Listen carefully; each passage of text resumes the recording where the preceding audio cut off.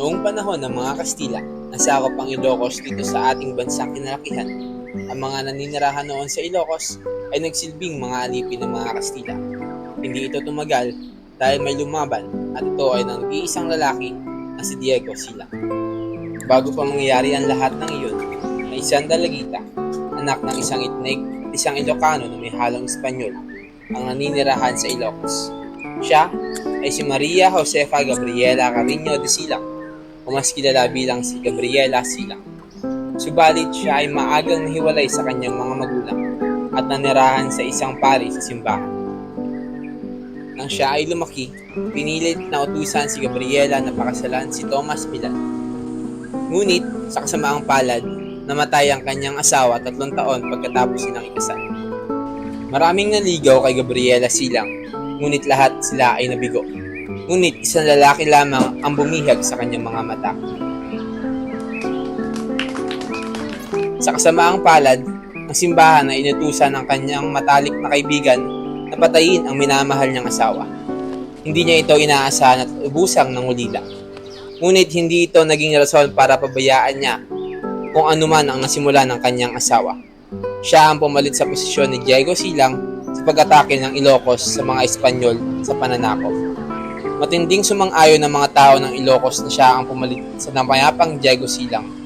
Nagpatuloy mag-ensayo ang mga tauhan ni Gabriela Silang sa paglusob nila sa mga Espanyol at matindi nilang pinaghandaan ang mga madugong laban. Sa hindi inaasahang pangyayari, nahuli si Gabriela Silang ng mga Espanyol na kanyang planong lusubin ang mga Espanyol. At dahil dyan, tinagurian si Gabriela Silang bilang isang La Generala dahil siya ang kauna-unahang babaeng nagtanggol at lumaban para sa kalayaan ng Pilipinas at ng Ilocos. At hindi mo lang matataguri ang historical destination ang Ilocos. Dahil ang Ilocos ay marami ding mga aktibidad at mga destinasyon na pwede mong puntahan.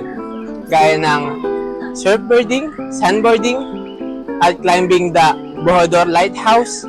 At hindi na mawawala dyan ang windmill sa Ilocos.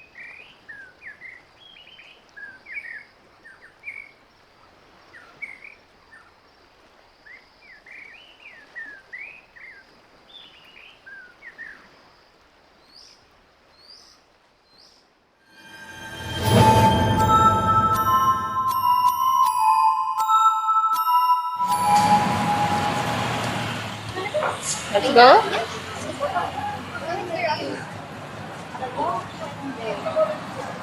Hey, Arvin. Uwi na kayo? Yeah. Pwede pupunta na ako sa mama? Hindi naman, so I can talk. Okay. How about you? Kasi ako naka-assign sa kulpa. Ay, yung nga pala. Ang dami niyang ginagawa. By the way, hindi ako makasama sa party. Sana all. I'm sorry.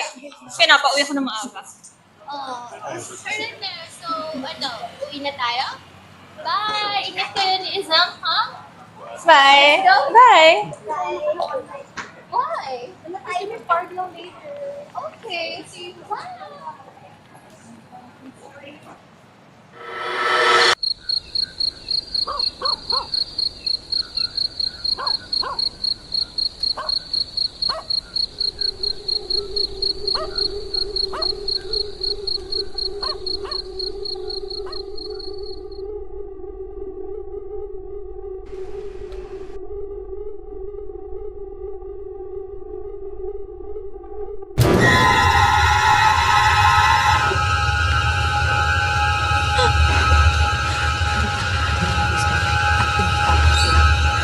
Para lang ako makirasa din. Sino ka? Gising! Gabriela! Gising! No. Hindi ka lang? Napangungot ka. I'm fine. Nananaginip lang ako lang. Hinahabol daw ako eh. Baka naman pinagkakautangan mo, ha? Anyways, pinakain ko yung araw mo. Look, Nasisiraan na sila ng bait. puta. Mas lalo nilang papahirapan ang buhay ng mga Pilipino. Tila yata hindi ko gusto ang tulog nun. Gulong, ibang nagkakabit ng tornilyo, ibang nagkakabit ng electric.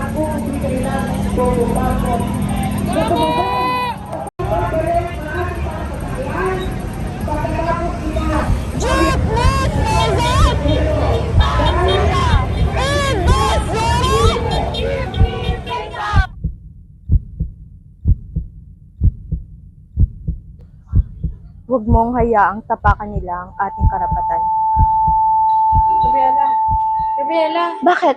Bakit? Kanina ka pa nakatulala. Hey, babae. Ha? Babae? Sinong babae? Hindi niyo nakikita? Hey, babae. Alam mo, tayo pagod lang yan. Ano na tayo umuwi? Hindi, may babae talaga. Ang industriya dito sa ating bansa sapagkat nasa Pilipinas ang mga hilaw na sangkap para mamalapo ng ating mga jeepney. Hindi katulad sa inyong mga kasama ang inilalako ng gobyerno.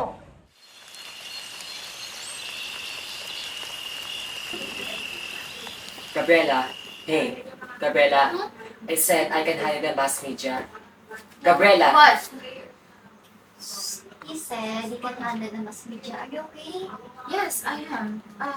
About that, Sure. I mean, yes, please, thank you. Sure. Yes, I'm fine.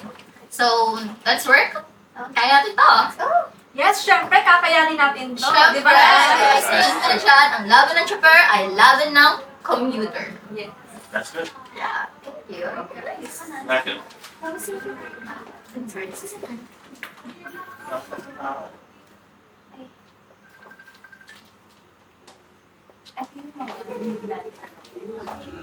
Hello?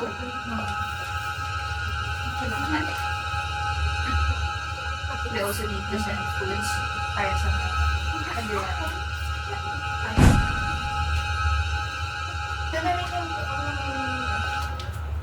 yung mga kaibigan natin sa rally. Kailangan natin silang puntahan. Bakit? Kailangan natin maganda sa kanila. Need to help them, so...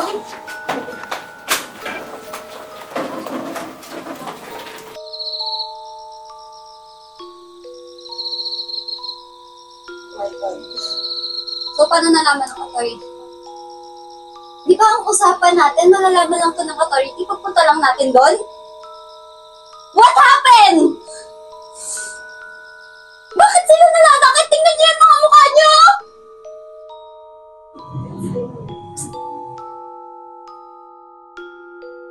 Si Daniela nagsabi sa kanila. liar! Ikaw ang sinungaling? I heard you. Nagmamang-maangan ka pa? Daniel? You snitch? Pero Daniel, bakit? Don't tell me you did this for me. Wala naman kasi tayong magagawa, desisyon naman din nila yung masusunod. So why bother still? Kaya nga natin ito ginagawa eh. Kasi hindi dapat sila masusunod. Mas lalong maraming mahihirapan. God! I can't believe you, Daniel! How dare you do this! Susukuan mo sila?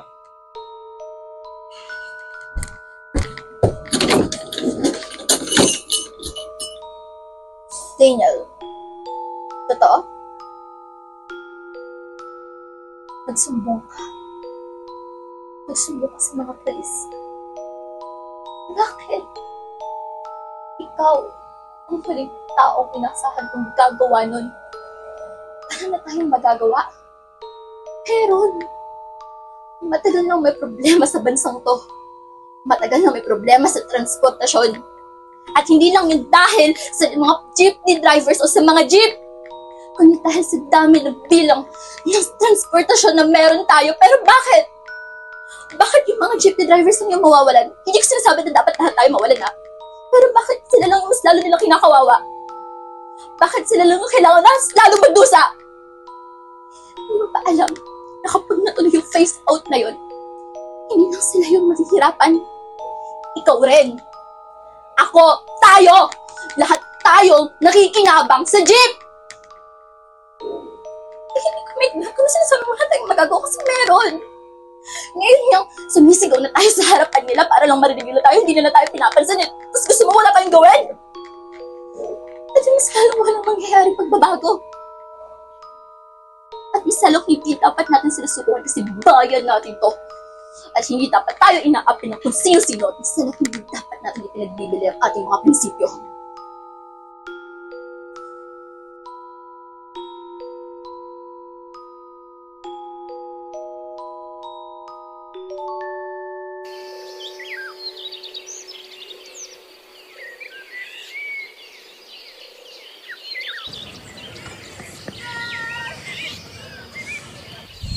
The exam is finally done.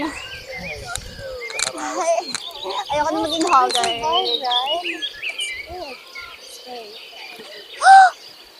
Oh my God! Look! Grabe naman. It's Daniel.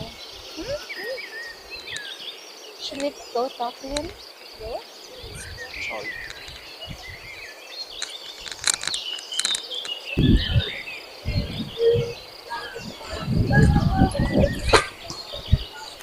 I saw your post. Why? Why did you do it? Akala ba wala naman na tayo magagawa? So, why?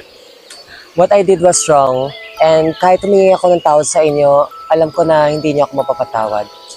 I'm sorry. Nagkamali ako, guys. Matagal nang may suliranin ng ating transportasyon at hindi solusyon ng ating pagtanggal sa ating jeepney. Feeling ko nga kapag tinanggal ang jeepney natin, mas lalo pang magkakagulo. At lalo na kung walang titindig at walang lalaban. Katulad yung lahat. I'm sorry guys for being blind, for being weak, at for giving up too early. Kaya tayong dalhin ng ating transportasyon sa kahit na gusto nating lugar. Katulad ng favorite nating school, sa UE, o sa Ligarda man, o sa Recto, o sa Quiapo. Pero sa oras ng kanilang problema, huwag niyo sana silang iwan na katulad ko. Dalhin niyo sila at ipaglaban niyo ang kanilang karapatan.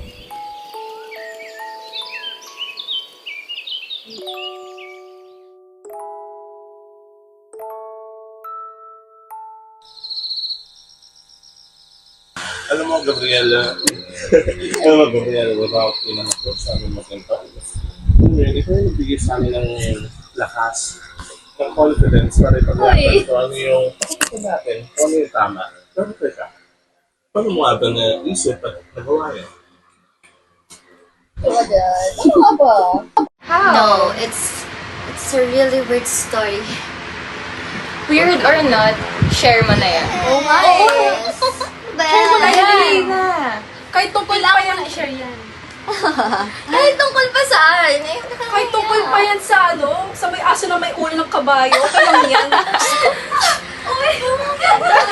Ulo ng kabayo. Sige, pero ako nang mag-judge ka.